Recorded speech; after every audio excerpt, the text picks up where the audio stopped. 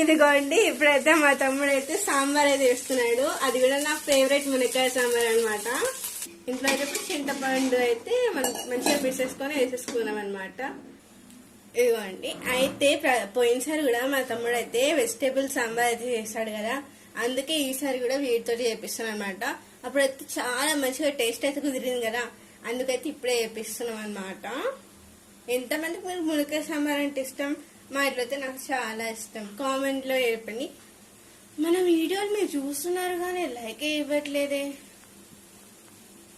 ఇప్పుడు చూద్దాం రండి సాంబార్ ఎక్కడి వరకు వచ్చిందో. ఇదిగోండి ఇలా సాంబార్ అయితే మసులుతుంది అనమాట. మంచి కలుపుకుందాం.